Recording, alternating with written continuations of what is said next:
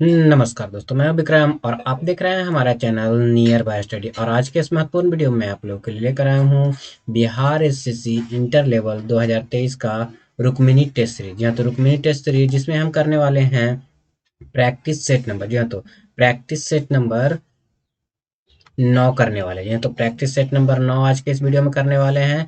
हमने practice set number 1 से लेकर के 8 तक कंप्लीट कर लिया है और डिस्क्रिप्शन बॉक्स में उसका लिंक भी दे दिया। आप चाहे तो जाकर के 1 से लेकर 8 तक प्रैक्टिस सेट नंबर देख सकते हैं, जिसमें हम 75 जीके और जीएस के क्वेश्चन करते हैं। क्या करते हैं? 75 जीके और जीएस के क्वेश्चंस देखते हैं, जो कि आपके लिए बहुत ही ज़्यादा इंपॉर्टेंट हो जाता है। साथ ही साथ जीके जीएस का फुल सॉल्यूशन, डिटेल्ड सॉल्यूशन के साथ जो है हम इस क्वेश्चन को देखते हैं। और ये जो है आपके बिहार एसएससी एग्जाम के लिए बहुत ही ज़्यादा इम्पॉर्टेंट हो जाता है। तो चलिए दोस्तों, समय को ना गवाते बढ़ेंगे आगे की ओर। और आगे बढ़ने से पहले मैं आपको बता दूं कि जिन लोगों ने हमारे चैनल नियर बाय स्टडी को अभी तक सब्सक्राइब नहीं कर रखा है, तो नीचे के दिए गए रेड बटन को दबा करके आप हमारे चैनल को सब्सक्राइब कर लीजिए। साथ ही साथ बगल वाला बेल आइकन प्रेस कर दीजिए, ताकि लेटेस्ट वीडियो का नोटिफिकेशन सबसे पहले आप लोग को मिल सके। और दोस्तों, अगर ये वीडियो आप लोग को पसंद आए तो इसको लाइक कर लीजिएगा और ज़्यादातर लोगों को शेयर भी जरूर कर दीजिएगा, ताकि हर किसी को ये वीडियो मिल सके। तो चलो दोस्तों, हम लोग देखते हैं प्रैक्टिस सेट को। तो ये जो हमारा प्रैक्टिस सेट होने वाला है, प्रैक्टिस सेट नंबर 9 होने वाला। क्या होने वाला है? प्रैक्टिस सेट नंबर 9 होने वाला। तो स्टार्ट करेंगे हम आज के इस पहले क्वेश्चन से। तो हमारा पहला क्वेश्चन बोला जा रहा है, भारतीय संविधान के किस अनुच्छेद में यह प्रावधान किया गया है कि राष्ट्रपति की सहायता करने और उसे सलाह देने के लिए मंत्री, जी हाँ, तो प्रधानमंत्री की अध्यक्षता वाली एक मंत्री परिषद होगी, जिसकी सलाह के अनुसार राष्ट्रपति अपने कार्य का निर्वहन करेंगे। यानी कि ये जो है किस अनुच्छेद में वर्णित किया गया। तो मैं आपको बता दूं दोस्तों, ये जो है आपके अनुच्छेद 74 का ए में, जी हाँ, तो अनुच्छेद 74 का ए में जो है ये वर्णित किया गया है। जी हाँ, तो अनुच्छेद 74 के ए में वर्णित किया गया। अगर जो है हम राष्ट्रपति से रिलेटेड अनुच्छेदों की बात की जाए, तो हो जाता है सबसे पहले अनुच्छेद 77। जी हाँ, तो अनुच्छेद 77 जो है भारत सरकार के समस्त कार्यपालिका की कृति राष्ट्रपति के नाम किया गया। जी हाँ, तो यानी कि राष्ट्रपति के नाम किया गया है। दूसरा हो जाता है अनुच्छेद 78। क्या हो जाता है? अनुच्छेद 78। इसके तहत जो है राष्ट्रपति को प्रधानमंत्री से सूचना प्राप्त करने का अधिकार है। क्या है? राष्ट्रपति को प्रधानमंत्री से सूचना प्राप्त करने का अधिकार है। किसको? राष्ट्रपति को। उसके बाद आ जाता है अनुच्छेद 108। अनुच्छेद 108 के तहत जो है राष्ट्रपति संसद के दोनों सदनों का संयुक्त बैठक, जी हाँ, तो संयुक्त बैठक कर सकता है। क्या कर सकता है? संयुक्त बैठक कर सकता है। उसके बाद जो है आपका आ जाता है अनुच्छेद 111 के तहत जो है राष्ट्रपति संसद को दोनों सदनों में पारित विधेयक पर स्वीकृति प्रदान करेगा। क्या करेगा? स्वीकृति जो है वो प्रदान करेगा। कौन प्रदान करेगा? राष्ट्रपति। उसके बाद अनुच्छेद 74 का ए के अनुसार जो है प्रश्न की, जी हाँ, तो प्रश्न की किसी न्यायालय में जांच नहीं की जाएगी। जी हाँ, तो यहाँ तो की जांच नहीं की जाएगी कि मंत्रियों ने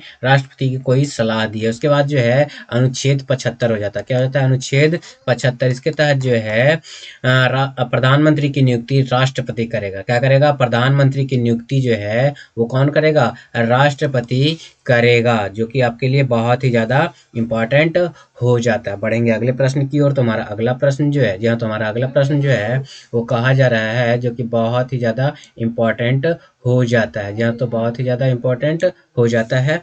तो अगला प्रश्न में कहा जा रहा है, 14 वर्ष से कम उम्र के बच्चों को जोखिम भरे काम करने पर न लगाना, यानी कि जोखिम भरे काम करने पर न लगाना किस अधिकार के प्रति संरक्षण है। तो किस अधिकार के प्रति संरक्षण है? तो ये जो है शोषण के विरुद्ध अधिकार, जो है तो शोषण के विरुद्ध अधिकार के प्रति ये जो है संरक्षण प्रदान किया जाता है। क्या किया जाता है? संरक्षण जो है प्रदान किया जाता है। जी हाँ दोस्तों। और अगर बात की जाए कि आपके मौलिक अधिकारों की, तो मौलिक अधिकार का वर्णन, जी हाँ, तो मौलिक अधिकार का वर्णन जो है अनुच्छेद 12 से लेकर के 35, जी हाँ, तो 12 से लेकर के 35 के अंतर्गत वर्णित है। अगर भाग की बात की जाए तो भाग 3 में ये वर्णन किया गया, जी हाँ, तो भाग 3 में ये वर्णन किया गया। अगर बात करें 14 से वर्ष से कम बच्चों की, तो ये जो है अनुच्छेद 24 के अंतर्गत ये बताया गया है कि 14 वर्ष से कम उम्र के बच्चों को जोखिम भरे काम में लगाना क्या है, कानूनन जुर्म है। ये जो है आपका शोषण के विरुद्ध अधिकार में आ जाता है, जी हाँ, तो और अगर बात की जाए कि मौलिक अधिकार की, तो मौलिक अधिकार वर्तमान में जो है 6 हैं। कितने हैं? 6। पहले जो है 7 हुआ करता था। एक जो था संपत्ति का अधिकार, क्या था? संपत्ति का अधिकार हुआ करता था। संपत्ति को अधिकार को हटा करके आपको मौलिक अधिकार में से हटा करके वित्तीय अधिकार बना दिया है। क्या बना दिया गया है? वित्तीय अधिकार बना दिया गया है, जो कि अनुच्छेद 300 के का में वर्णन किया गया है। जो तो अनुच्छेद 300 के का में इसे वर्णित कर दिया गया, जो कि आपके लिए बहुत ही ज्यादा इंपॉर्टेंट हो जाता है। बढ़ेंगे अगले प्रश्न की ओर। तुम्हारा अगला प्रश्न जो है कहा जा रहा है लोकतांत्रिक, जी हाँ, तो लोकतांत्रिक पूंजीवाद सर विश्वेश्वरैया योजना से प्रभावित रहा, यह किस देश से प्रभावित है? यानी ये जो है लोकतांत्रिक पूंजीवाद किस देश से लिया गया है? जी हाँ, तो किस देश से लिया गया है? तो ये जो है मैं आपको बता दूं, ये जो है अमेरिका से लिया गया। कहाँ से लिया गया है? अमेरिका से इसको लिया गया है। जी हाँ, तो अगर बात करें सर विश्वेश्वरैया योजना, जी हाँ, तो सर विश्वेश्वरैया योजना, तो ये जो है 1934 ईस्वी में शुरू किया गया था। कब शुरू किया गया था? 1934 ईस्वी में जो है इसे शुरू किया गया था। इनका अगर इनके विश्वेश्वरैया की बात की जाए तो इनके द्वारा एक पुस्तक लिखा गया था। क्या लिखा गया था? एक पुस्तक लिखा गया था, प्लैनेड इकोनॉमी फॉर इंडिया। जी हाँ, तो प्लैनेड इकोनॉमी फॉर इंडिया जो है एक पुस्तक सर विश्वेश्वरैया के द्वारा लिखा गया था। हमारा अगला प्रश्न जो है क्या कहा जा रहा है? हमारा अगला प्रश्न कि पंचायती राज की अन्य संस्थाओं के तहत ग्राम पंचायत के लिए भी एक अनुदान का प्रावधान कौन संस्था करता है? जी हाँ, तो कौन संस्था जो है इसका प्रावधान करता है? तो ये जो है राज्य वित्त आयोग जो है इसका प्रावधान करता है। कौन करता है? राज्य वित्त आयोग जो है इसका प्रावधान करता है। अगर बात करें राज्य वित्त आयोग का गठन संविधान, जी हाँ, तो संविधान के अनुच्छेद 243 के आई, जी हाँ, तो 243 के आई में और 243 के वाई के द्वारा किया गया। जी हाँ, तो 243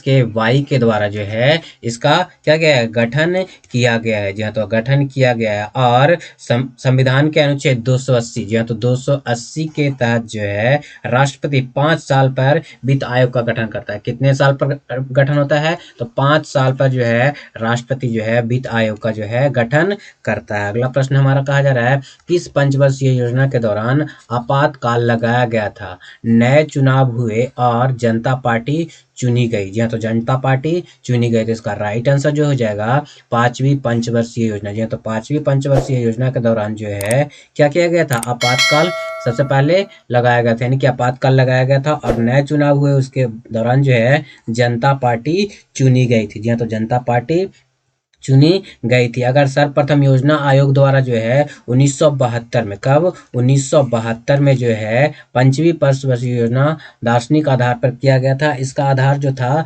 क्या था? रोजगार प्रदान करना था। क्या था? रोजगार प्रदान करना जो है वो क्या था? इसका आधार था। रोजगार जो है वो प्रदान किया जाना चाहिए। उसके बाद जो है अगर बात किया जाए कि अगर पंचवर्षीय योजना यानी कि 5वीं पंचवर्षीय योजना का कार्यकाल देखा जाए तो 1975 से 77 था। क्या था? 1975 से 77 जो था इसका कार्यकाल रहा, यानी कि आपातकाल जो है लगाया गया 2 बार, 1975 में और 77 में जो है आपातकाल लगाया गया। पंचवीं पंचवर्षीय योजना नहीं। अगला प्रश्न जो है हमारा क्या कहा जा रहा है? किस महिला को भारतीय क्रांतिकारी की माता कहा जाता है? जी हाँ, तो किस महिला को जो है भारतीय क्रांतिकारी की माता कहा जाता है? तो मैं आपको बता दूं दोस्तों कि भारतीय क्रांतिकारी की माता, जी हाँ, तो भारतीय क्रांतिकारी की माता जो है वो आपको किन्हें कहा जाता है? तो मैडम भीखाजी कामा को। जिनको किनको? मैडम भीखाजी कामा को जो है भारतीय क्रांतिकारियों की माता कहा जाता है। जी हाँ, तो मैडम भीखाजी कामा जो है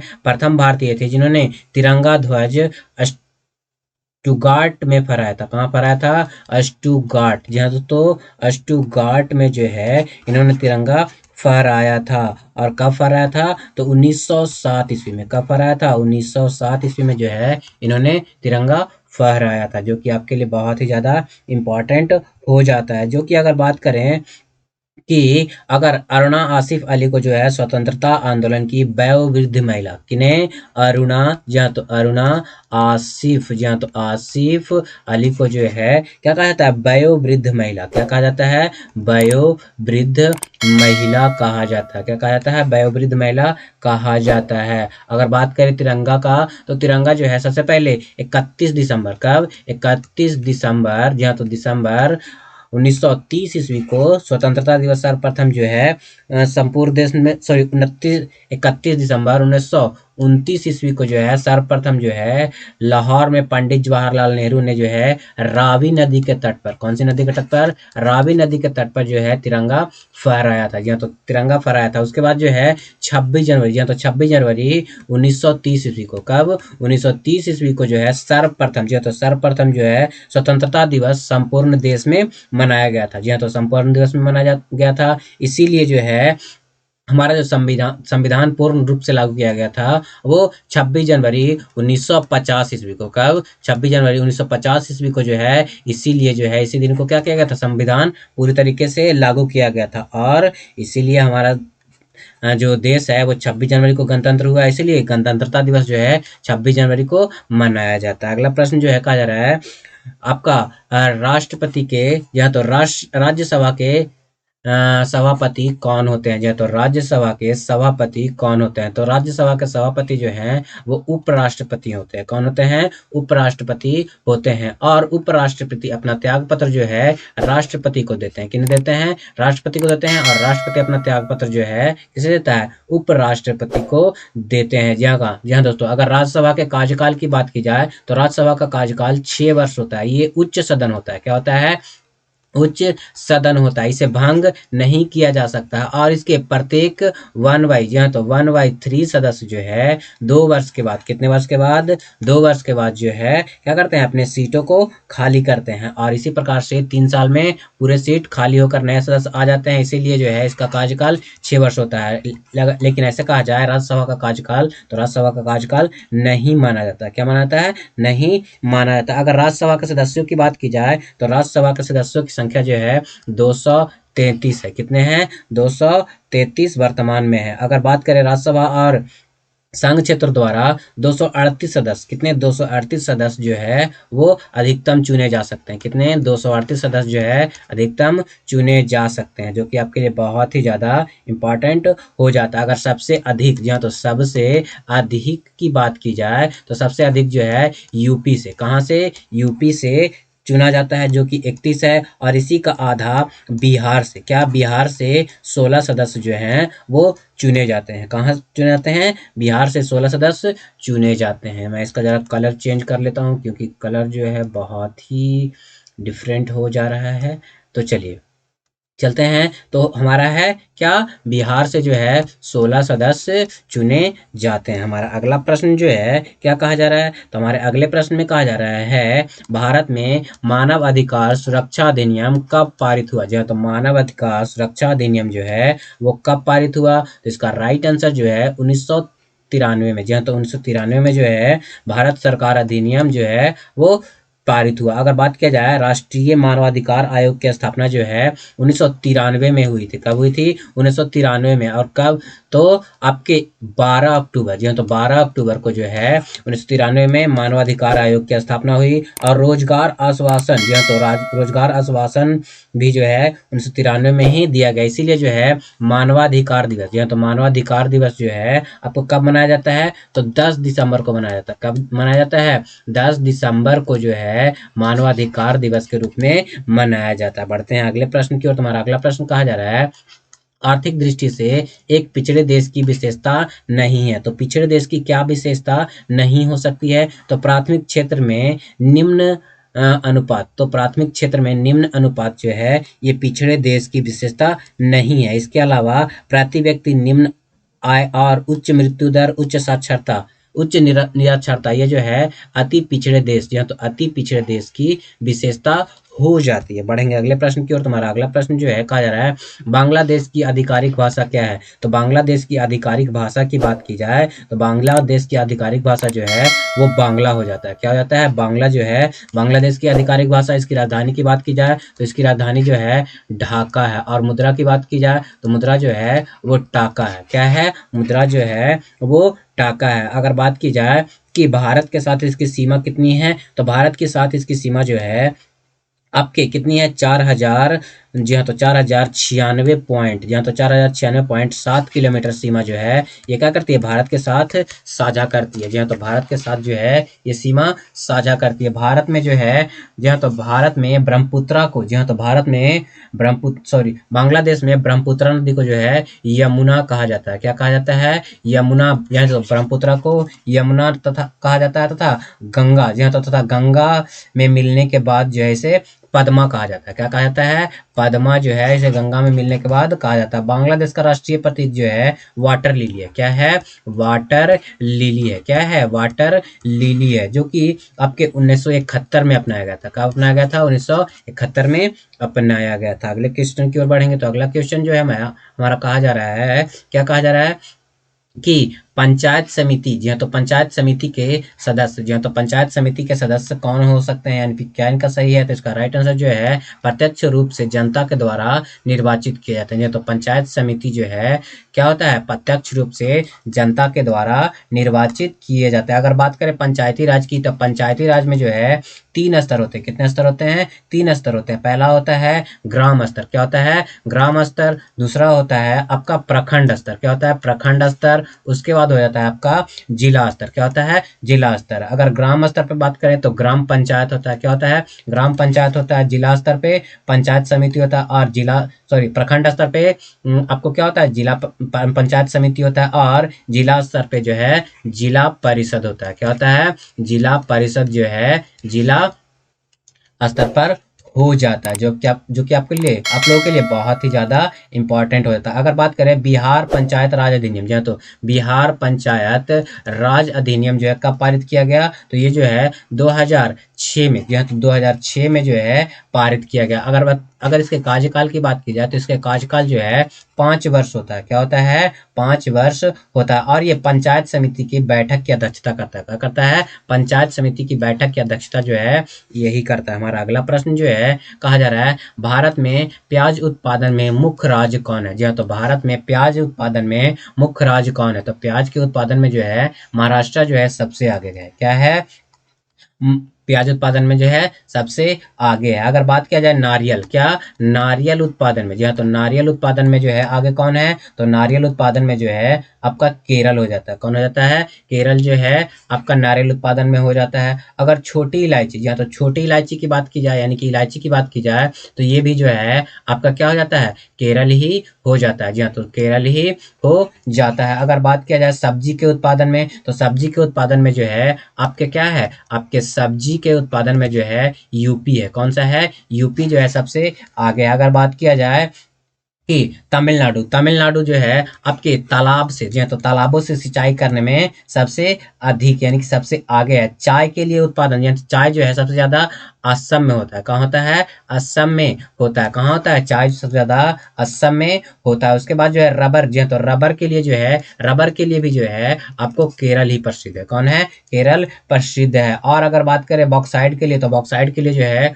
उड़ीसा प्रसिद्ध है। जी हाँ, तो उड़ीसा जो है बॉक्साइड के लिए प्रसिद्ध है। अगला प्रश्न जो है हमारा कहा जा रहा है, क्या कहा जा रहा है कि हड़प्पा संस्कृति का एक अन्य नाम क्या है? तो हड़प्पा संस्कृति का एक अन्य नाम जो है आपको क्या हो जाता है? तो कांस्ययुगीन सभ्यता। जी हाँ, तो कांस्ययुगीन सभ्यता, क्योंकि इस समय जो है जितने भी औजार बने हुए थे वो लगभग कांस्य के बने हुए थे। किससे बने होते हैं? कांसा के बने हुए थे, इसीलिए जो है इसे कांस्ययुगीन, ये जो है आपकी बहुत ही प्राचीन सभ्यता है। क्या है? प्राचीन सभ्यता है। कैसी सभ्यता है? प्राचीन सभ्यता है। अगर बात करें हड़प्पा सभ्यता को मेसोपोटामिया के समकालीन माना जाता है। किसको समकालीन? मेसोपोटामिया, जी हाँ, तो मेसोपोटामिया के समकालीन माना जाता है। जी हाँ, तो समकालीन माना जाता है। अगर बात करें हड़प्पा सभ्यता की तिथि कार्बन 14 के पदेन की इसका जो तिथि का निर्धारण किया गया है 2350 बीसी से लेकर के, जी हाँ, तो 2350 बीसी से लेकर के 1750 बीसी तक माना गया है। जी हाँ, तो 1750 बीसी तक जो है इसका माना जाता है। जी हाँ, तो अगर बात करें भारत में द्वितीय शहरीकरण 6ठी शताब्दी में हुआ था। कब हुआ था? 6ठी शताब्दी में हुआ था। और ये जो है आपके हड़प्पा सभ्यता जो है प्रथम शहरी सभ्यता थी। अगर दूसरी सभ्यता सभ्यता जो है वो गंगा नदी के किनारे है। हड़प्पा जो है वो सिंधु नदी के किनारे है। कौन सी नदी किनारे है? सिंधु नदी के किनारे स्थित है। बढ़ेंगे अगले प्रश्न की ओर। तुम्हारा अगला प्रश्न जो है क्या कहा जा रहा है? बौद्ध कला का प्रसिद्ध केंद्र कौन सा है? तो बौद्ध कला का प्रसिद्ध केंद्र जो है वो कौन है? अमरावती है। जी हाँ, तो बौद्ध कला का प्रसिद्ध केंद्र जो है वो अमरावती हो जाता है। जी हाँ, तो अगर बात करें अमरावती की, तो अमरावती स्तूप जो है सातवाहन काल में बनाया गया था। क्या बनाया था? सातवाहन, जो है तो सातवाहन काल में जो है इसे बनाया गया था, जो कि बहुत ही इंपॉर्टेंट हो जाता है। अगर बात करें अमरावती स्तूप की विशेषता यह है कि उसकी ऊपरी आवरण जो है मार्बल का बना हुआ है। किससे बना हुआ है? मार्बल का बना हुआ है। जी हाँ, तो मार्बल का बना हुआ है। और अशोक स्तूप, जी हाँ, तो अशोक के द्वारा जो बनाया गया स्तूप है वो कौन सा है? सांची स्तूप है। कौन सा है? सांची स्तूप जो है वो अशोक के द्वारा बनाया गया। अगर बात की जाए श्रावस्ती में, जी हाँ, तो श्रावस्ती में जो है आपको क्या किया गया है? तो बुद्ध ने सबसे अधिक उपदेश दिए। क्या दिए? सबसे अधिक उपदेश जो है भगवान बुद्ध ने श्रावस्ती में दिया। अगला प्रश्न जो है महरौली अभिलेख से किस सम्राट के संबंध में जानकारी प्राप्त मिलती है? यानी कि महरौली अभिलेख से जो है किस सम्राट से संबंधित जानकारी हमें मिलती है? तो महरौली अभिलेख से जो है चंद्रगुप्त द्वितीय, जी हाँ, तो चंद्रगुप्त द्वितीय का जो है क्या मिलता है? जानकारी मिलता है। अगर बात करें चंद्रगुप्त द्वितीय का, इसे विक्रमादित्य भी कहा जाता है। क्या कहा जाता है?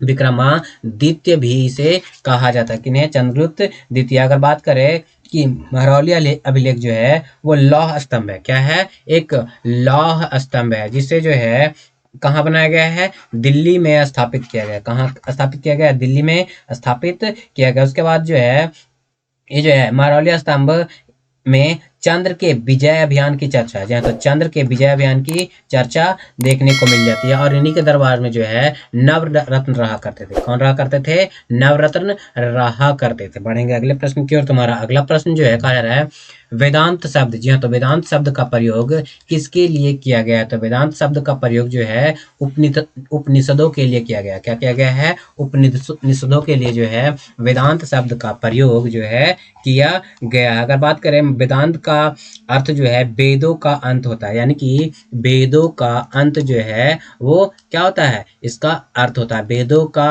अंत। जी हाँ, तो वेदों का अंत इसका अर्थ हो जाता है। अगर वेदों का अर्थ की बात की जाए, वेद का अर्थ जो है वो ज्ञान होता है। क्या होता है? ज्ञान होता है। अगर वेदों की बात की जाए तो वेद कितने हैं? तो 4 वेद है। जी हाँ, तो 4 वेद है। अगर उपनिषद का अर्थ बात की जाए तो उपनिषद का अर्थ जो है वो निष्ठा पूर्वक पास बैठना। क्या? निष्ठा पूर्वक पास बैठना जो है उपनिषद का अर्थ हो जाता है। अगर प्रमाणित उपनिषदों की बात की जाए तो 108 उपनिषद है। कितने हैं? 108 उपनिषद हो जाते हैं। जी हाँ, तो उपनिषद हो जाते हैं। अगर बात करें कि सत्यमेव जयते, जी हाँ, तो सत्यमेव जयते जो है किससे लिया गया है? तो मुंडको उपनिषद से लिया गया है। क्या लिया गया है? मुंडको, जी हाँ, तो मुंडको उपनिषद से जो है सत्यमेव जयते लिया गया। हमारा अगला प्रश्न कहा जा रहा है प्रतिवर्ष अंतर्राष्ट्रीय साक्षरता दिवस कब मनाया जाता है? तो प्रतिवर्ष अंतर्राष्ट्रीय साक्षरता दिवस जो है 8 सितंबर को मनाया जाता है। क्या मनाया जाता है?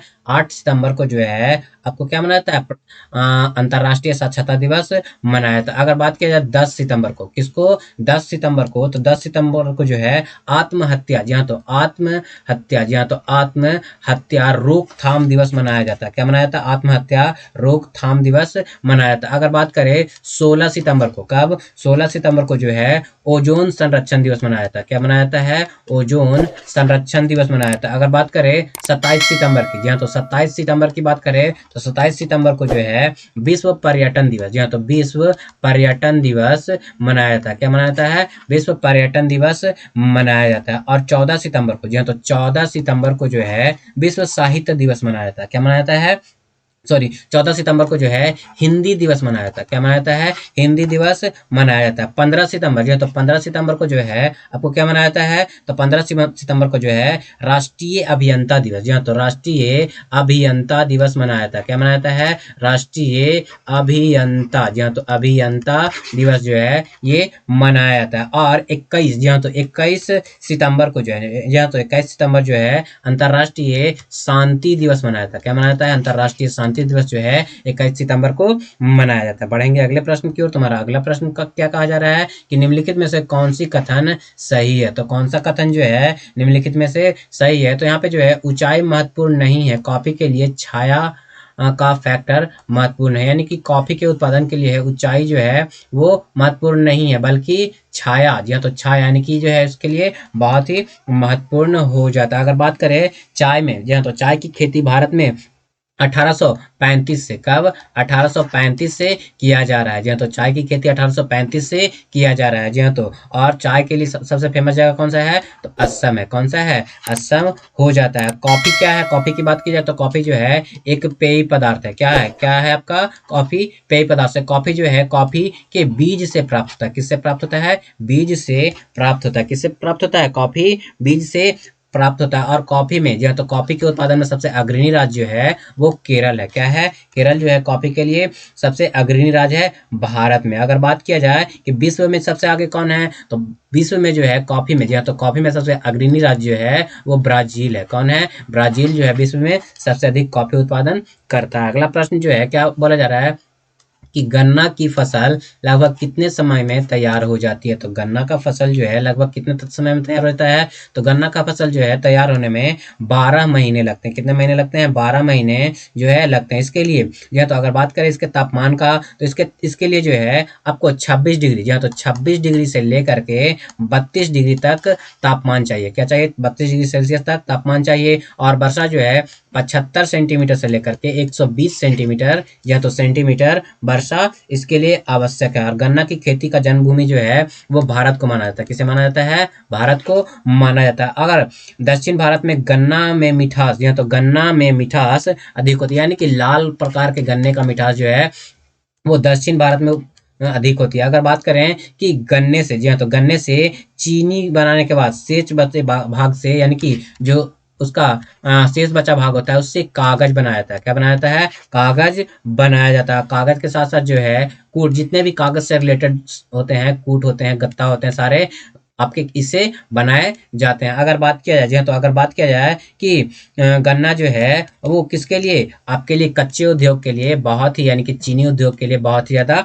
उपयोगी है। हमारा अगला प्रश्न जो है कहा जा रहा है निम्नलिखित में से कौन सी फसल रबी की फसल नहीं है? जी हाँ, तो रबी की फसल नहीं है। तो बात किया जाए मक्का जो है वो गर्मी के सीजन में बोया जाता है, इसीलिए जो है ये रबी फसल नहीं है। जो भी ठंडा में बोया जाएगा, जी हाँ, तो जो ठंडा में बोया जाएगा वो क्या हो जाएगा? आपके रबी फसल। जैसे गेहूं हो गया, जौ हो गया, सरसों हो गया, और क्या हो जाता है? मसूर हो जाता है। क्या होता है? मसूर हो गया, चना हो गया, ये सब जो है आपके रबी फसल हो गया। क्या हो गया? रबी फसल हो जाता है। हमारा अगला प्रश्न है भारत का अंतिम महान, जी हाँ, तो भारत का अंतिम महान राजपूत शासक कौन था? जी हाँ, तो भारत का अंतिम महान राजपूत शासक जो है वो कौन हो जाता? तो इसका राइट आंसर जो है पृथ्वीराज चौहान तृतीय। जी हाँ, तो पृथ्वीराज चौहान तृतीय जो है वो अंतिम महान राजपूत शासक हो जाता है। अगर बात करें पृथ्वीराज चौहान ने तराइन का प्रथम युद्ध, जी हाँ, तो तराइन का प्रथम युद्ध जो है 1191 में, कब?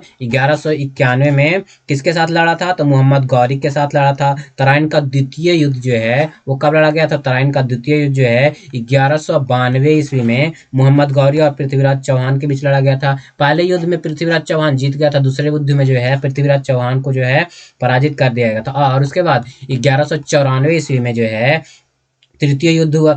1194 ईस्वी में जो है चंदावर का युद्ध हुआ। क्या हुआ? चंदावर का युद्ध हुआ, जो कि मोहम्मद गौरी, जी हाँ, तो मोहम्मद गौरी ने जो है जयचंद को, किसको? जयचंद को इसमें पराजित कर दिया। अगर बात करें पृथ्वीराज रासो, जी हाँ, तो पृथ्वीराज रासो के रचयिता कौन है? तो चंदबर दाई है। कौन है? चंदवर दाई जो हैं वो पृथ्वीराज रासो के रचयिता। हमारा अगला प्रश्न में क्या कहा जा रहा है? तो हमारा अगले प्रश्न में कहा जा रहा है निम्नलिखित में से किस शासक ने दासों के रख रखाव के लिए एक अलग विभाग की स्थापना किया था? तो दासों के रख रखाव के लिए अलग विभाग की स्थापना जो है फिरोज शाह तुगलक ने की थी। कौन थी? कौन किया था? फिरोज शाह तुगलक ने। अगर बात करें फिरोज शाह तुगलक की, तो फिरोज शाह तुगलक ने जो है दीवान ए बंदगान विभाग की स्थापना की थी। क्या की थी? दीवान, जी हाँ, तो दीवान ए बंदगान, क्या? बंदगान विभाग की स्थापना इसी ने की थी। जी हाँ, तो दीवान ए बंदगान। अगर बात करें फिरोज शाह तुगलक के पास जो है कितना, 1,80,000, जी हाँ, तो 1,80,000 के लगभग इसके पास गुलाम थे। क्या थे?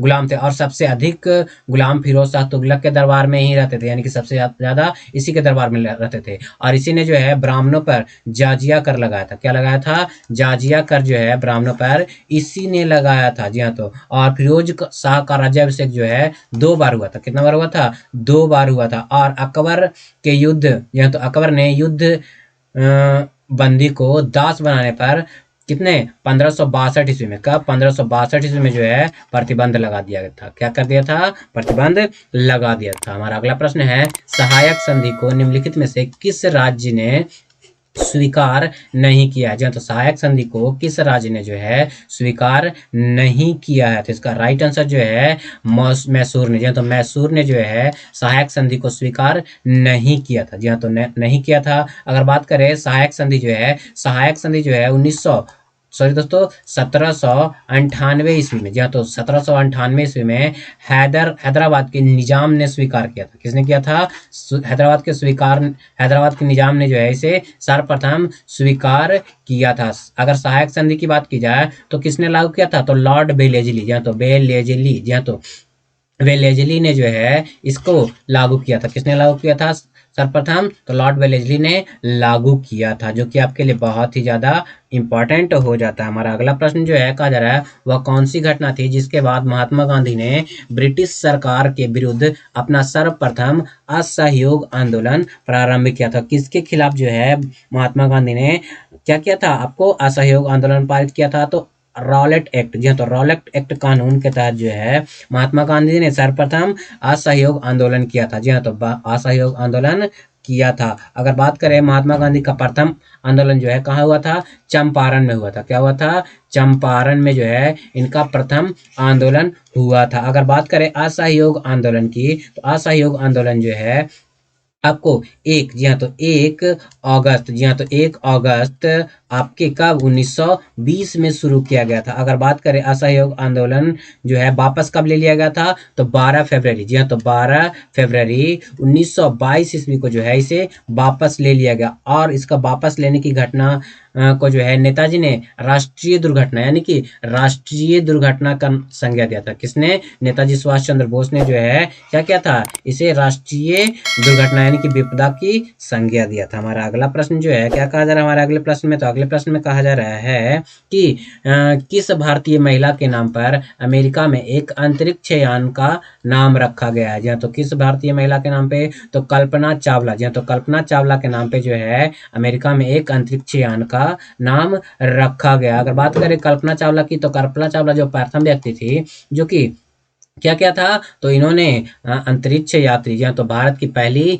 महिला अंतरिक्ष यात्री ये मानी जाती है, जो कि भारत की ओर से पहली बार अंतरिक्ष में गई थी। और कल्पना चावला को जो है कोलंबिया, जी हाँ, तो कोलंबिया यान जब वापस लौट रहा था, जी हाँ, तो जब वापस लौट रहा था तब दुर्घटना में इनकी मृत्यु हो गई थी। बढ़ते हैं अगले प्रश्न की ओर। तुम्हारा अगला प्रश्न है किसको चंद्रयान 3 की सफल लैंडिंग के साथ भारत चंद्रमा पर सॉफ्ट लैंडिंग करने वाले वाला चौथा देश बन गया? तो चौथा देश की बात करें तो ये जो है कब लॉन्च किया गया? तो ये जो है 23 अगस्त, जी हाँ, तो 23 अगस्त 2023 को जो है ये क्या हो गया? सॉफ्ट लैंडिंग कर लिया है। क्या कर लिया है? 23 अगस्त को जो है इसने क्या कर लिया है? सॉफ्ट लैंडिंग जो है वो कर लिया है। हमारा अगला प्रश्न जो है क्या कहा जा रहा है? तो हमारा अगला प्रश्न जो है 24 जुलाई 2023 को राष्ट्रपति द्रौपदी मुर्मू द्वारा लाइफ टाइम अचीवमेंट के लिए राष्ट्रीय भू विज्ञान पुरस्कार 2022 से किसे प्रदान किया जाए? तो 22 किसे प्रदान किया है?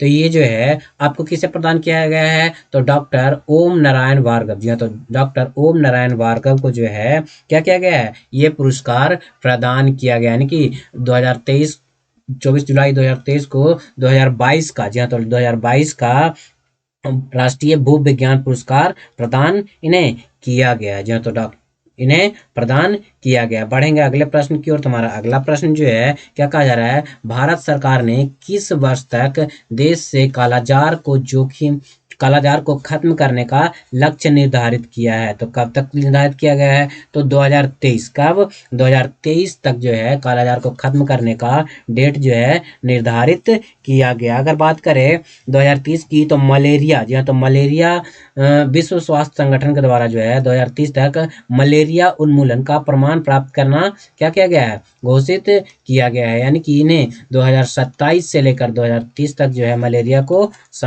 मलेरिया के रोगों की संख्या कम करने का विचार रखा गया। हमारा अगला प्रश्न जो है कहा जा रहा है थॉमस कप जी हाँ, तो थॉमस कप किस खेल से संबंधित है? बहुत ही इंपॉर्टेंट है। थॉमस कप जो है किस खेल से संबंधित है? थॉमस कप जो है आपके बैडमिंटन से हो जाता है। किससे हो जाता है? बैडमिंटन से हो जाता है। अगर और कप की बात की जाए तो नारंग कप जी हाँ, तो नारंग कप हो जाता है। चड्डा कप जी हाँ, तो चड्डा कप हो जाता है। उसके बाद जो है अमृत दीवान कप जी हाँ, तो अमृत दीवान कप क्या हो जाता है? अमृत दीवान कप। और क्या हो जाता है? ये सारे के सारे जो हैं किससे संबंधित हैं? आपके बैडमिंटन से संबंधित हो जाते हैं। अगर बात करें भारत ने 2023 में जी हाँ, तो 2023 में इंडोनेशिया को हराकर पहली बार जो है थॉमस कप क्या किया है? जीत लिया है। किसने? हमारे भारत ने जो है जीत लिया। अगर बात करें बैडमिंटन को सर्वोच्च संस्था इंटरनेशनल बैडमिंटन फेडरेशन की स्थापना जो है 1934 ईस्वी में, कब? 1934 ईस्वी में इसकी स्थापना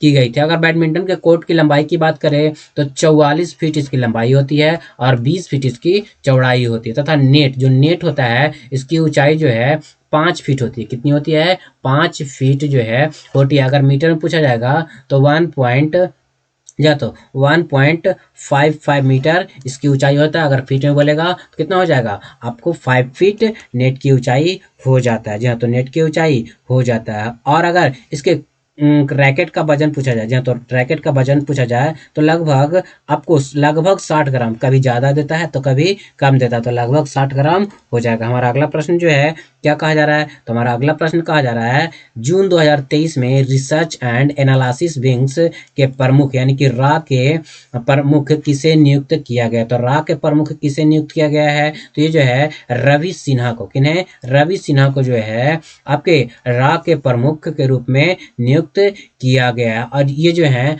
आपके बिहार के, कहाँ? बिहार के भोजपुर जिला, कहाँ? भोजपुर जिला के आपके निवासी हैं। क्या है? भोजपुर जिला के निवासी हैं। अगर बात किया जाए तपन कुमार डेका की, तो तपन कुमार डेका जो है आईबी के वर्तमान में क्या है? चीफ है। क्या है? आईबी के वर्तमान में चीफ, यानी कि वर्तमान में क्या है? आपके प्रमुख है। अगर बात करें जी हाँ, तो अगर बात किया जाए समीर वी कामत, जी हाँ, तो समीर वी कामत की, यानी कि समीर कामत की, तो ये वर्तमान में डीआरडीओ के अध्यक्ष है। क्या है? डीआरडीओ जी हाँ, तो डीआरडीओ के वर्तमान में क्या है? आपके अध्यक्ष हैं। बढ़ेंगे अगले प्रश्न की ओर। तुम्हारा अगला प्रश्न जो है विश्व का सर्वाधिक घनी आबादी वाला देश यानी प्रदेश कौन सा है? जी हाँ, तो घनी आबादी वाला प्रदेश जो है वो कौन सा है? तो विश्व के सबसे घनी आबादी वाला प्रदेश जो है दक्षिणी पूर्वी एशिया। जी हाँ, तो दक्षिणी पूर्वी एशिया जो है विश्व की सबसे घनी आबादी वाला प्रदेश हो जाता है। और विश्व का सर्वाधिक आबादी, जी हाँ, तो सर्वाधिक आबादी जो है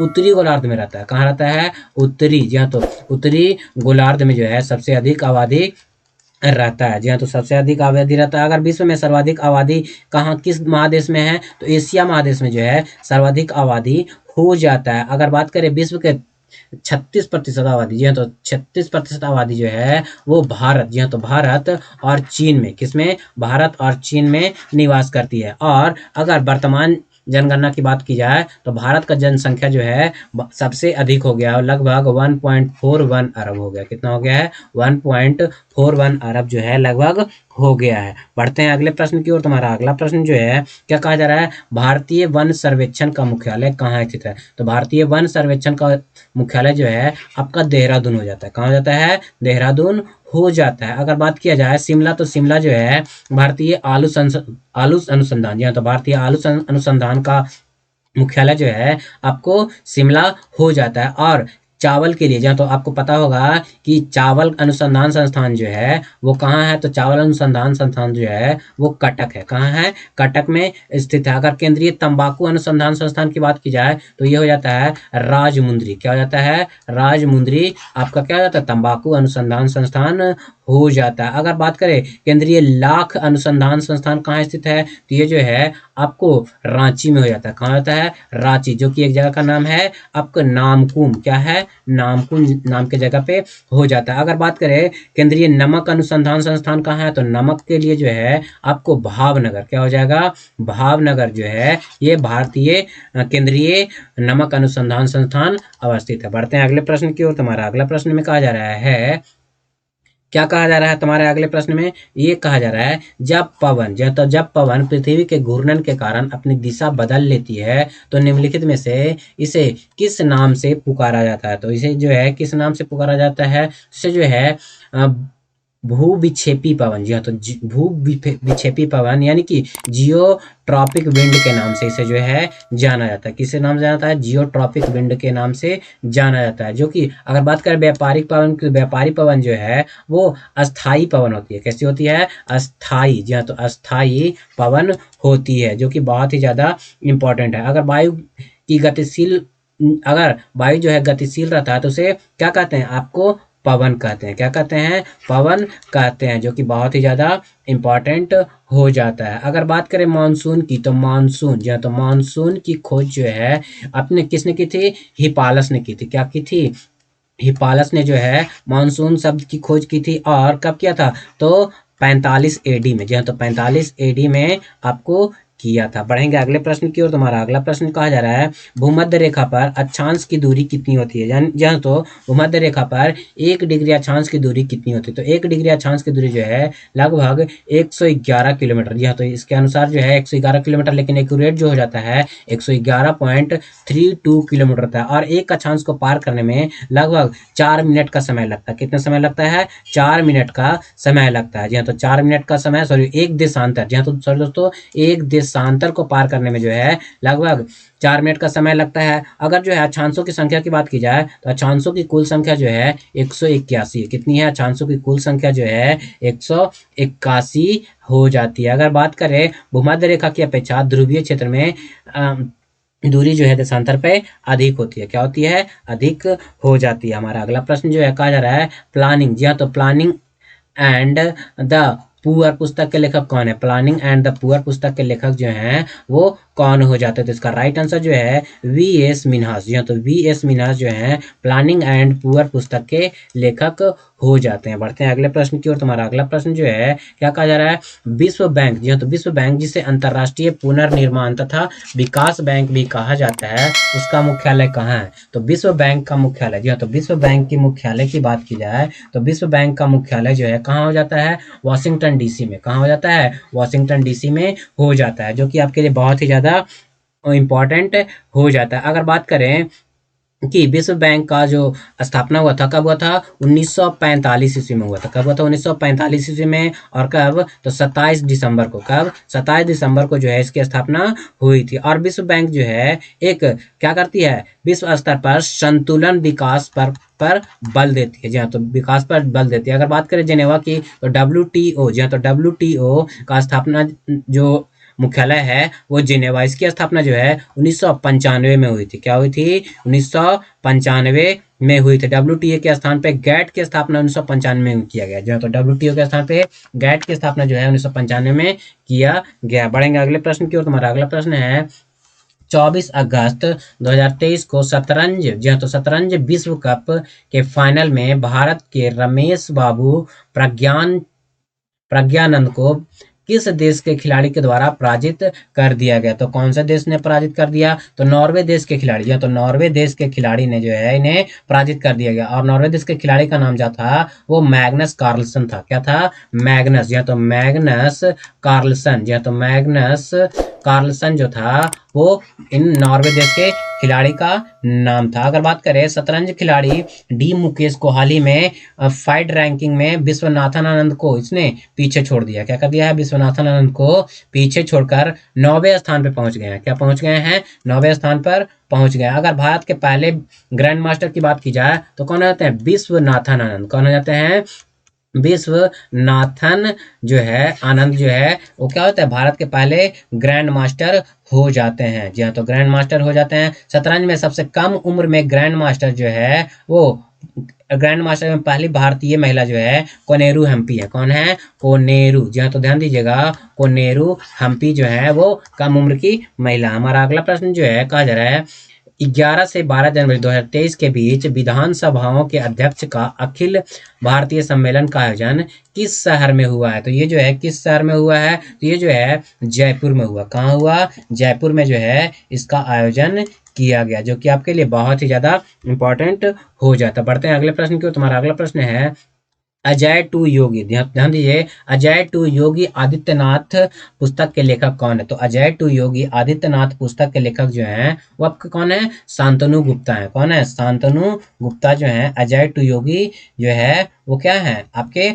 बचपन का सॉरी शांतनु गुप्ता इसके लेखक है। अगर बात करें योगी आदित्यनाथ का पूर्ण बचपन का नाम जो है क्या है? अजय। या तो अजय क्या था? अजय, ध्यान दीजिए, अजय सिंह जो था वो इनके बचपन का नाम था। क्या था? अजय सिंह जो है इसके बचपन का नाम था क्या? योगी आदित्यनाथ जो है। अगर बात करें जो है तो अगर बात करें रिफ्लेक्शन पुस्तक के लेखक कौन है? तो रिफ्लेक्शन पुस्तक के लेखक जो है नारायण बघेल है। कौन है? नारायण बाघुल जो है वो आपके रिफ्लेक्शन पुस्तक के लेखक हैं, जो आपके लिए बहुत ही ज्यादा इंपॉर्टेंट हो जाता है। हमारा अगला प्रश्न कहा जा रहा है शतरंज में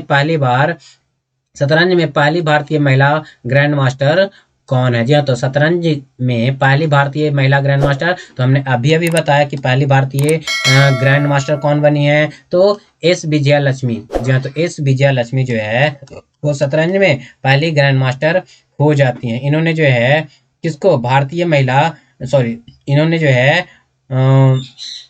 क्या किया है? शतरंज को जीत करके ग्रैंड मास्टर बनी है। अगर बात करें जी हाँ, तो अगर बात करें कि कोनेरू हम्पी, तो कोनेरू हम्पी जो है ये जो है शतरंज की खिलाड़ी हो जाती हैं। जी हाँ, तो शतरंज की खिलाड़ी हो जाती है। हमारा अगला प्रश्न जो है क्या कहा जा रहा है? सूफी संप्रदाय का उद्भव हुआ था। तो सूफी संप्रदाय का उद्भव जो है वो कहाँ हुआ था? तो सूफी संप्रदाय का उद्भव जो है आपके इस्लाम में हुआ था। कहाँ हुआ था? इस्लाम में जो है हुआ था। अगर सूफी आंदोलन का बात की जाए तो सूफी आंदोलन इस्लाम का उदारवादी आंदोलन था। कैसा था? उदारवादी। कैसा? उदारवादी आंदोलन हो जाता है। क्या हो जाता है? उदारवादी आंदोलन हो जाता है। अगर बात करें चिश्ती संप्रदाय, जी तो चिश्ती संप्रदाय जो है भारत में सबसे प्राचीन और लोकप्रिय सूफी आंदोलन है। क्या है? सबसे प्राचीन। कैसी है? प्राचीन और लोकप्रिय आपका आंदोलन हो जाता है। अगर बात किया जाए जी हाँ, तो अगर मोइनुद्दीन चिश्ती का जी हाँ, तो मोइनुद्दीन चिश्ती की बात की जाए तो अजमेर को केंद्र बनाया था इसने। क्या किया था? अजमेर को इसने जो है मोइनुद्दीन चिश्ती ने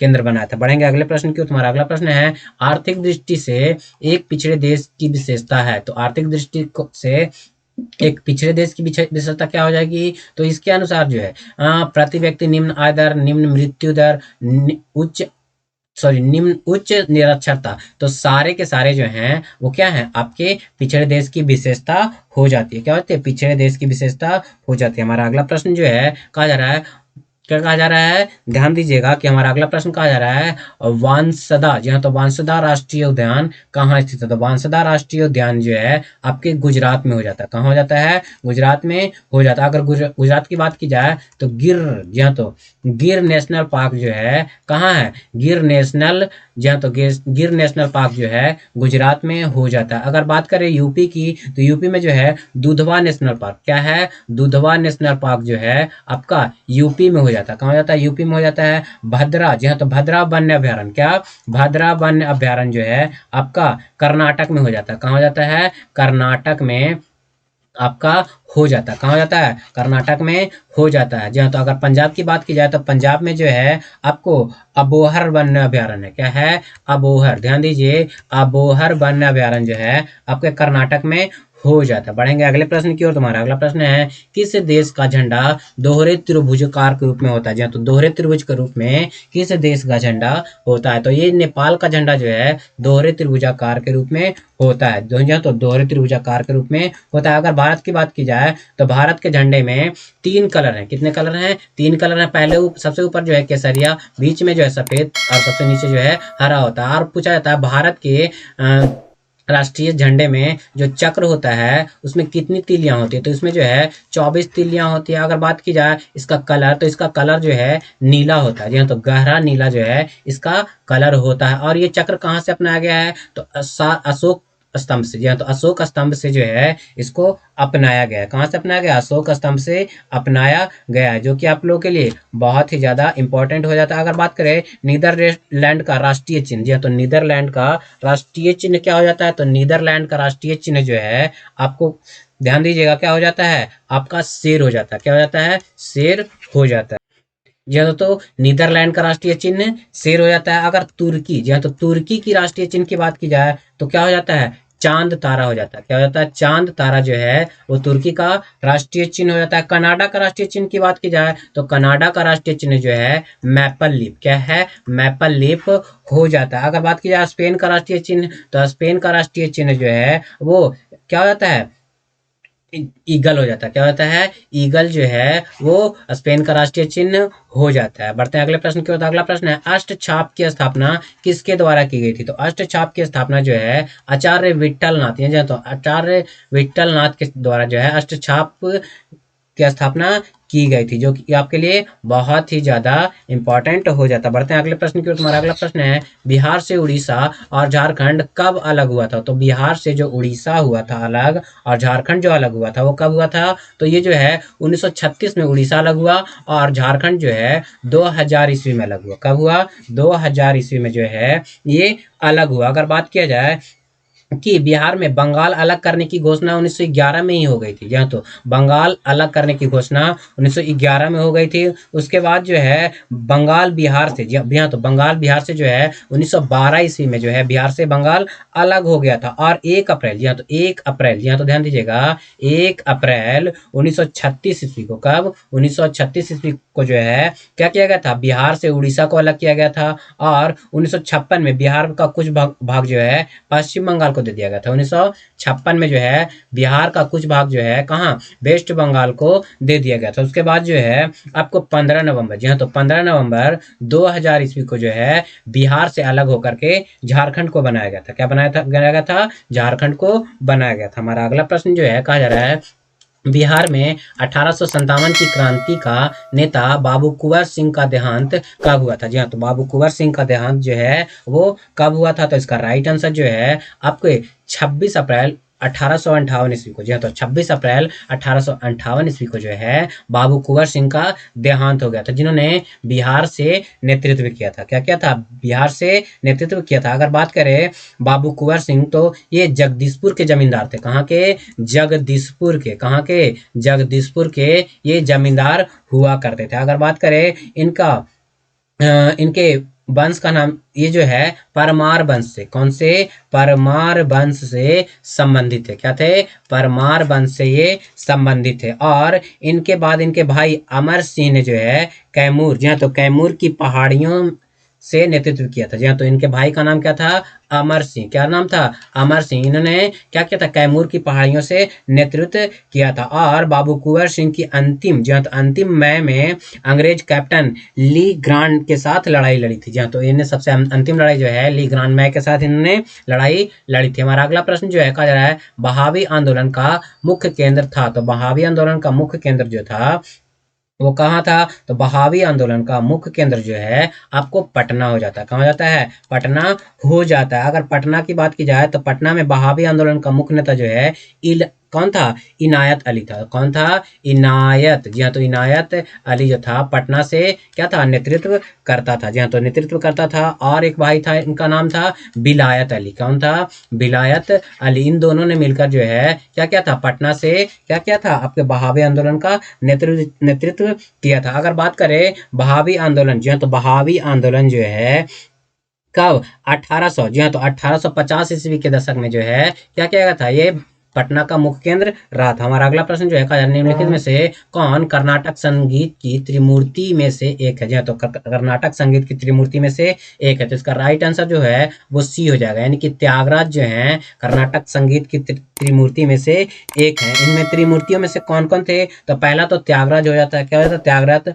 दूसरा जो कौन है? दूसरा व्यक्ति जो है वो हो जाता है मुथु स्वामी। कौन है? मुथु। ध्यान दीजिए, मुथु स्वामी जो है वो दूसरा हो जाता है। क्या हो जाता है? दूसरा हो जाता है। तीसरा कौन थे? तो तीसरा जो थे वो श्यामा, क्या थे? श्यामा शास्त्री थे। क्या थे? श्यामा शास्त्री जो थे वो क्या थे? आपके तीसरे व्यक्ति थे। कौन थे? तीसरे व्यक्ति श्यामा शास्त्री, मुथु स्वामी, दीक्षितार और त्यागराज। ये तीन व्यक्ति त्रिनेत्र रत्न में से, त्रिमूर्ति में से हो जाते हैं। अगला प्रश्न है बिहार राज्य के किस जिले में जनसंख्या घनत्व सबसे अधिक देखने को मिलता है? सबसे अधिक जनसंख्या घनत्व जो है शिवहर में देखने को मिलता है। किस जिले में? शिवहर में देखने को मिलता है। अगर जनसंख्या घनत्व की बात की जाए शिवहर में, तो 2011 के अनुसार 1880 व्यक्ति प्रति वर्ग किलोमीटर जो है ये जनसंख्या घनत्व हो जाता है। जी हाँ, तो हो जाता है। सबसे कम घनत्व जो है, तो सबसे कम घनत्व जो है वो कैमूर में, कहाँ? कैमूर जिला में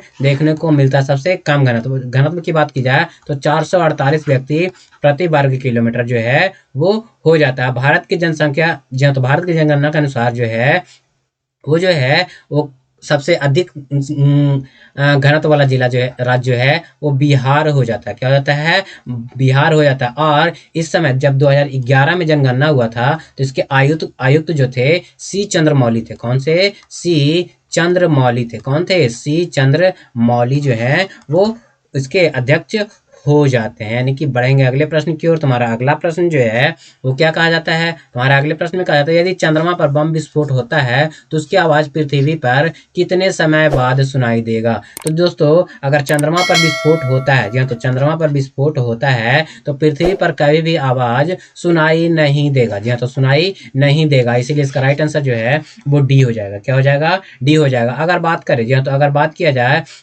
वजन का, जी हाँ, तो वजन का, तो चंद्रमा पर, जी हाँ, तो चंद्रमा पर वजन जो है 1/6 हो जाता है। क्या होता है? 1/6 हो जाता है। चंद्रमा जो है पृथ्वी का एकमात्र, जी हाँ, तो पृथ्वी का एकमात्र उपग्रह है। जी हाँ, तो एकमात्र उपग्रह है। चंद्रमा का कोई अपना प्रकाश नहीं है, बल्कि चंद्रमा जो है सूर्य से प्रकाश को क्या करता है? सूर्य से प्रकाश को रिफ्लेक्ट करता है। क्या करता है? रिफ्लेक्ट करता है। बढ़ेंगे अगले प्रश्न की ओर। तो अगला प्रश्न में कहा जा रहा है जल की कठोरता किस कारण होती है? जी हाँ, तो जल की कठोरता जो है किस कारण होती है? तो जल की कठोरता जो है किसके कारण होती है? तो जल की कठोरता मैग्नीशियम, सॉरी सोडियम के कारण, सॉरी CaHCO3 × 2 के कारण जो है जल की कठोरता होती है। इसे जो है कैल्शियम कार्बोनेट, कैल्शियम हाइड्रोकार्बोनेट लगभग हो जाएगा। जी हाँ, तो कैल्शियम और मैग्नीशियम के सल्फेट और नाइट्रेट आदि लवणों से घुले रहते हैं। इसके कारण अस्थायी कठोरता होती है। जी हाँ, तो अस्थायी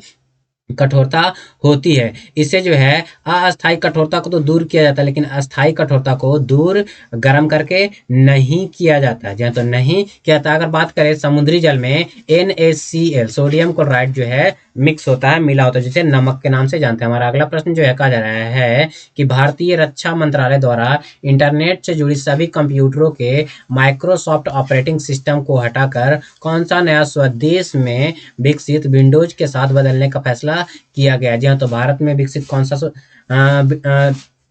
ऑपरेटिंग सिस्टम को लागू करने का फैसला किया गया? तो इसका राइट आंसर जो है माया। जी हाँ, तो माया जो है भारत में निर्मित एक ऑपरेटिंग सिस्टम है। क्या है? ऑपरेटिंग सिस्टम है जो कि सभी, जी हाँ, तो जितने विंडोज सिस्टम है उनको हटा करके लागू करने का क्या किया गया है? आपको निर्णय लिया गया। बढ़ते हैं अगले प्रश्न की ओर। तुम्हारा अगला प्रश्न है पीतल एक मिश्र धातु है। तो पीतल एक मिश्र धातु है, जबकि वायु क्या है? तो वायु जो है, आपको ध्यान दीजिएगा, वायु जो है क्या हो जाता है? आपका एक मिश्रण हो जाता है। क्या होता है? मिश्रण हो जाता है। जी हाँ, तो मिश्रण हो जाता है। वायु क्या है? एक मिश्रण है। बढ़ेंगे अगले प्रश्न की ओर। अगले प्रश्न के मैं पहले बता दूं कि पीतल, अगर पीतल की बात की जाए तो पीतल जो है कॉपर, जी हाँ, तो कॉपर और जिंक का मिश्रण होता है। क्या होता है? जिंक का मिश्रण होता है। अगर कांसा की बात की जाए, जी हाँ, तो कांसा की बात की जाए तो कांसा जो है कॉपर, जी हाँ, तो कॉपर और टीन, जी हाँ, तो कॉपर और टीन का मिश्रण होता है। अगर बात किया जाए गन मेटल, जी हाँ, तो गन मेटल, जी हाँ, तो गन मेटल की बात की जाए तो गन मेटल जो है कॉपर, जी हाँ, तो कॉपर, जिंक, जिंक और टीन का मिश्रण होता है। क्या होता है? टीन का मिश्रण होता है। अगर बेल मेटल यानी कि घंटी धातु जो होता है वो किसका मिश्रण होता है? तो घंटी धातु यानी कि बेल मेटल जो है कॉपर और टीन का मिश्रण होता है। किसका होता है? कॉपर और टीन का मिश्रण हो जाता है। अगला प्रश्न में कहा जा रहा है हमारा इंसुलिन की कमी से, या तो इंसुलिन की कमी के कारण होने वाला रोग कौन सा है? तो इंसुलिन की कमी के कारण, ध्यान दीजिए, इंसुलिन की कमी के कारण जो है डायबिटीज होता है। क्या होता है? डायबिटीज होता है। क्या होता है? डायबिटीज होता है, जिसे जो है मधुमेह रोग भी कहा जाता है। जी हाँ, तो मधुमेह रोग भी कहा जाता है। अगर बात करें इंसुलिन का स्रवण जो है अग्नाशय से होता है। कहाँ से होता है? अग्नाशय से। जी हाँ, तो अग्नाशय से जो है इसका स्रवण किया जाता है, यानी कि होता है। और अग्नाशय में जो है लैंगरहैंस द्वीपिका से, जी हाँ, तो लैंगरहैंस द्वीपिका की बी कोशिकाओं द्वारा, जी हाँ, तो बी कोशिकाओं द्वारा होता है। इंसुलिन की खोज जो है बैटिंग वेस्ट ने की थी। किसने की थी? बैटिंग, जी हाँ, तो बैटिंग वेस्ट ने, किसने? Batting west. बैटिंग और वेस्ट दो व्यक्ति हैं। बैटिंग और वेस्ट ने जो है इनकी खोज की थी। कब खोज की थी? तो 1921 ईस्वी में, जी हाँ, तो 1921 ईस्वी में जो है बैटिंग वेस्ट ने इंसुलिन की खोज की थी, जो कि आपके लिए बहुत ही ज्यादा इंपॉर्टेंट है। तो रुधिर में ग्लूकोज की मात्रा बढ़ने से जो है, बढ़ने के कारण जो है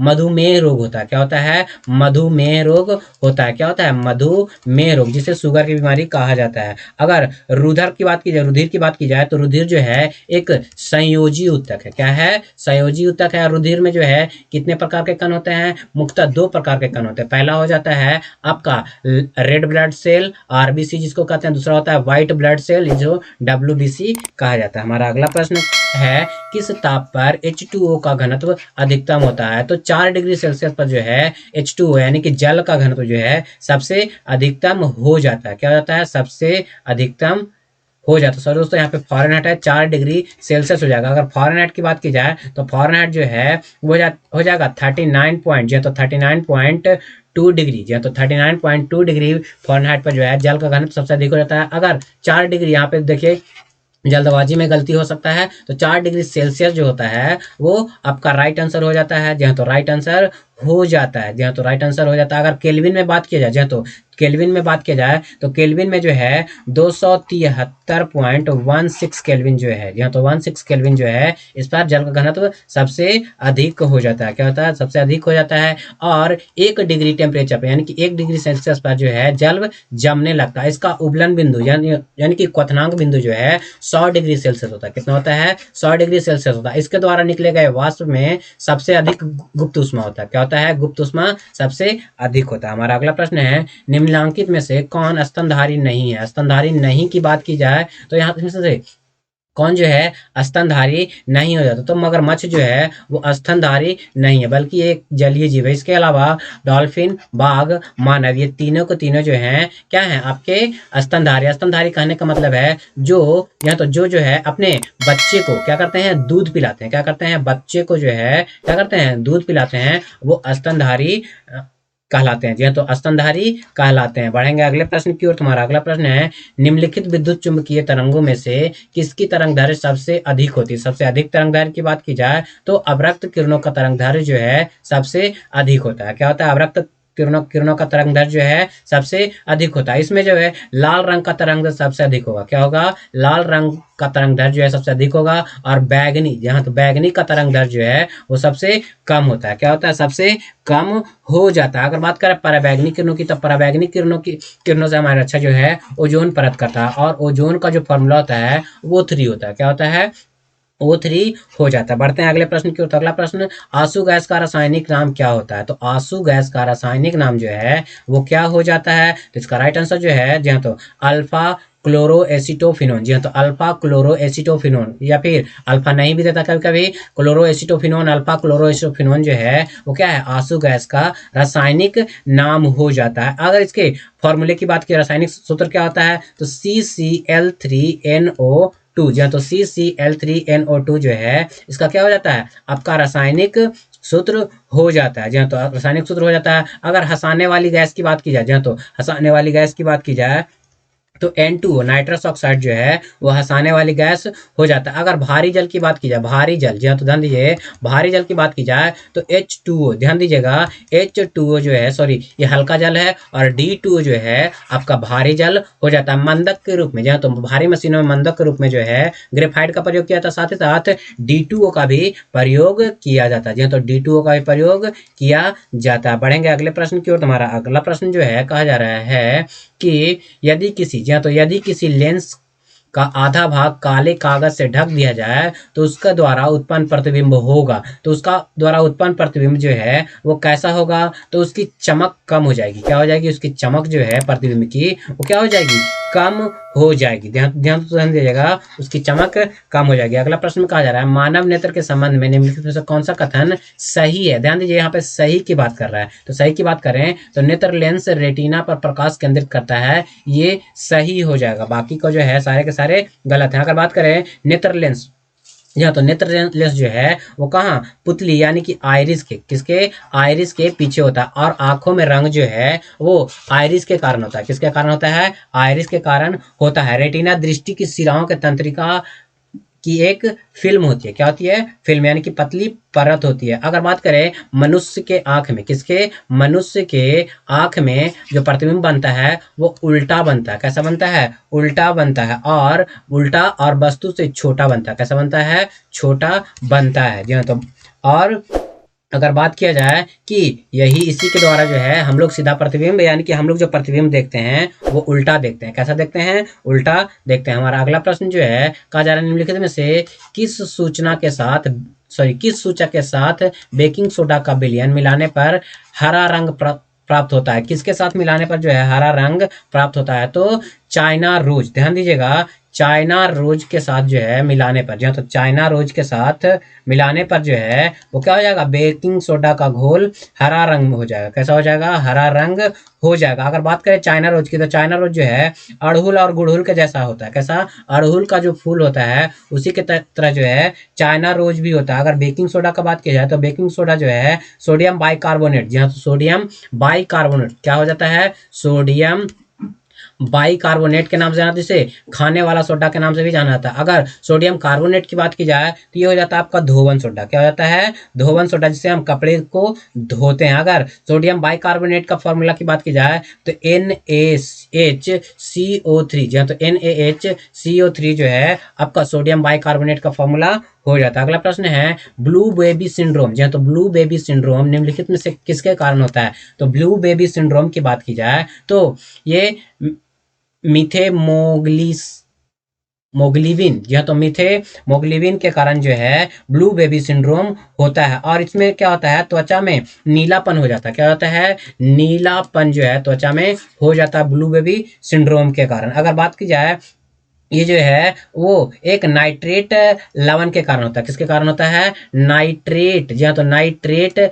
लवण के कारण जो है ये रोग हो जाता है। जी हाँ, तो नाइट्रेट लवण के कारण इस ये रोग हो जाता है। अगला प्रश्न जो है कहा जा रहा है निम्नलिखित में से कौन सा कथन गलत है। तो गलत कथन की बात की जाए तो फर्स्ट में जो है मानव शरीर में आयोडीन की कमी से एनीमिया रोग, तो ये जो है एनीमिया रोग नहीं होता, बल्कि आयोडीन की कमी से जो है आपको घेंघा रोग होता है। क्या होता है, घेंघा रोग हो जाता है। एनीमिया जो है किसके कारण होता है, आयरन की कमी के कारण। किसके कारण, आयरन की कमी के कारण जो है एनीमिया रोग। इसके अलावा जो है मानव शरीर में अति रिक्त वसा त्वचा के नीचे जमा होता है, जिसे फैट कहते हैं। क्या कहते हैं, फैट कहते हैं, जिसके कारण हमें मोटापा होता है। उसका अगला प्रश्न जो है, अगला जो है प्रोटीन से, जी हाँ, तो प्रोटीन से मानव शरीर में ऊतकों का निर्माण अनुरक्षण में सहायता मिलती है, ये भी सही है। मानव शरीर में खनिज पदार्थ की आवश्यकता कम मात्रा में होती है, तो ये भी जो है आपका सही हो जाता है। हमारा अगला प्रश्न जो है क्या कहा जा रहा है, तो हमारा अगला प्रश्न में कहा जा रहा है साबुन को जल में घोलने पर जल का पृष्ठ तनाव पर क्या प्रभाव पड़ता है। तो साबुन को जब जल में घोलते हैं, क्या करते हैं, साबुन को जब जल में घोलते हैं तो इसके कारण, जी हाँ, तो इसके कारण जो है वो क्या हो जाता है, पृष्ठ तनाव घट जाता है। क्या होता है, पृष्ठ तनाव घट जाता है, जिसके कारण जो है बुलबुले बनने शुरू हो जाते हैं, यानी कि झाग, जी हाँ, तो झाग जो है वो बनने क्या हो जाते हैं, शुरू हो जाते हैं। जी हाँ, तो शुरू हो जाते हैं। जी हाँ, तो अगर बात करें साबुन में, साबुन जो है वसा के कारण बनता है। क्या, वसा के कारण, यानी कि वसा को साबुनीकरण मेथड से साबुनीकरण मेथड से बनाया जाता है। अगला प्रश्न जो है कहा जा रहा है Mg2P2O3 में पी का ऑक्सीकरण संख्या कितना हो जाएगा। तो पी का ऑक्सीकरण संख्या जो है +5 हो जाएगा। जी हाँ, तो +5 हो जाएगा। बढ़ते हैं अगले प्रश्न की ओर। तुम्हारा अगला प्रश्न है ऊर्जा के एक आदर्श पिरामिड में यदि हरे पौधे को 500 जूल सौर ऊर्जा ग्रहण की जाती है तो केवल फिल इन द ब्लैंक पौधे की अवशोषित करके रखी जाएगी, बाकी पर्यावरण को लुप्त हो जाएगी, यानी कि पर्यावरण में वापस लौट जाएगी। दोस्तों यहाँ पे जो है 5 जूल, यहाँ तो 5 जूल जो है पौधा रखेगा और बाकी सारे के सारे जो हैं पर्यावरण में लुप्त हो जाएंगे। यहाँ तो पर्यावरण में लुप्त हो जाएंगे। इसके अनुसार जो है केवल 10%, कितना प्रतिशत, केवल 10% जो है वो क्या करता है, आपको रखता है, बाकी के सारे जो हैं वो क्या करते हैं, अवशोषित कर दिए जाते हैं। यानी कि एक जो चेन बना है, जी हाँ, तो चेन के अनुसार जो है वो क्या हो जाएगा, हर प्रकार के जो हैं वो क्या करते हैं, 10% ही रखते हैं। इसके अनुसार जो है क्या हो जाएगा, 500 जूल के लिए जो है आपको कितना हो जाएगा, 5 जूल हो जाएगा। जी हाँ, तो 5 जूल जो है हो जाएगा। बढ़ेंगे अगले प्रश्न की ओर। तुम्हारा अगला प्रश्न जो है कहा जा रहा है एक ट्रांसफार्मर मुख्यतः बदलता है, क्या करता है, मुख्यतः क्या बदलता है। तो ये जो है वोल्टता को बदलता है। क्या करता है, वोल्टता को बदलता है। ये उच्च वोल्टेज को, जी हाँ, तो उच्च वोल्टेज को निम्न वोल्टेज में बदलने का काम करता है। जहाँ तो निम्न वोल्टेज में बदलने का काम करता है ट्रांसफार्मर। अगर ट्रांसफार्मर की बात की जाए तो ट्रांसफार्मर जो है माइकल फैराडे, जी हाँ, तो फैराडे के सिद्धांत पर काम करता है। किसके सिद्धांत पर काम करता है, फैराडे के सिद्धांत पे कार्य करता है, जो कि बहुत ही ज्यादा इंपॉर्टेंट हो जाता है। बढ़ेंगे अगले प्रश्न की ओर। तुम्हारा अगला प्रश्न जो है कहा जा रहा है प्राकृतिक रबर, जी हाँ, तो प्राकृतिक रबर किसका बहुलक है। तो प्राकृतिक रबर जो है ये आइसोप्रीन का, किसका, आइसोप्रीन का बहुलक हो जाता है, जो कि बहुत ही ज्यादा इंपॉर्टेंट है। कहा जा रहा है कि प्राकृतिक रबर को सल्फर के साथ, या तो सल्फर के साथ मिला करके गर्म करने की प्रक्रिया को वल्नीकरण कहा जाता है। क्या कहा जाता है, वल्नी, जहाँ तो वल्नीकरण कहा जाता है, जो कि बहुत ही ज्यादा इंपॉर्टेंट हो जाता है। और प्राकृतिक रबर को, जहाँ तो प्राकृतिक रबर को कठोरता प्रदान करने के लिए कार्बन मिलाया जाता है। क्या मिलाया जाता है, कार्बन मिलाया जाता है। जहाँ तो कार्बन मिलाया जाता है, जो कि आपके लिए बहुत ही ज्यादा इंपॉर्टेंट हो जाता है। अगला प्रश्न में जो है कहा जा रहा है निम्नलिखित में से कौन सा एक साधारण अस्थाई उत्तक है। तो साधारण अस्थाई उत्तक जो है मृदुत्तक है। क्या है, मृदुत्तक, यानी कि पैरेनकाइमा जो है एक प्रकार का साधारण उत्तक है। ये क्या करता है, घाव को भरने का कार्य करता है। क्या करता है, घाव को भरने का कार्य करता है। जैसे कि पत्ती फूलों इत्यादि जब टूट जाते हैं तो क्या होता है, इनमें क्या करते हैं, आपके घाव के भरने का कार्य यही लोग करते हैं, यानी कि पैरेनकाइमा करते हैं। हमारा अगला प्रश्न जो है वो क्या कहा जा रहा है कि उच्च स्तर, जहाँ तो उच्च स्तर भाषा के स्रोत कूट कूट को पंक्ति दर पंक्ति मिशन कूट में बदल देने की अनुवादक प्रोग्राम को क्या कहते हैं। तो इसको क्या कहते हैं, तो इसका राइट आंसर जो है कंपाइलर, जी हाँ, तो कंपाइलर कहा जाता है। यानी कि उच्च स्तरीय भाषा को क्या करते हैं, निम्न स्तरीय भाषा में बदलने वाला जो प्रोग्राम है वो कंपाइलर होता है। क्या होता है, कंपाइलर होता है। हमारा अगला प्रश्न जो है क्या कहा जा रहा है,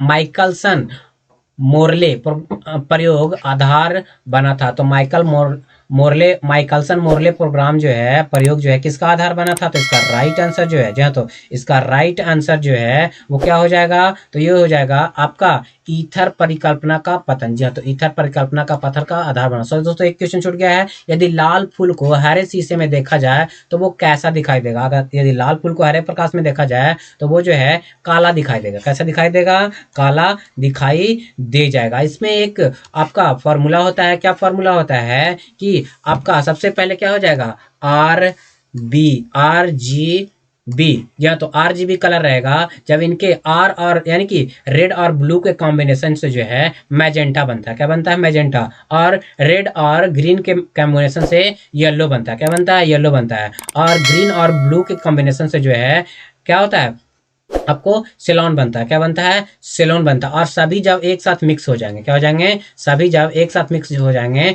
तो व्हाइट बनता है। क्या बनता है? व्हाइट बन जाता है। हमारा अगला प्रश्न जो है कहा जा रहा है कि ध्यान दीजिएगा, एक डायोड क्या, एक डायोड क्या होता है, यानी कि क्या करने का कार्य करता है? तो डायोड जो है वो क्या करने का कार्य करता है? तो केवल एक ही दिशा में धारा का चालन करता है। क्या करता है? एक ही दिशा में जो है धारा का चालन करता है। कौन करता है? डायोड एक ही दिशा में धारा का चालन करता है। हमारा अगला प्रश्न जो है, जो इस वीडियो का सबसे लास्ट प्रश्न कहा जा रहा है, डीएनए में प्यूरिन झार, या तो डीएनए में प्यूरिन झार है, तो प्यूरिन झार क्या है? इसका राइट आंसर जो है आपका क्या हो जाएगा?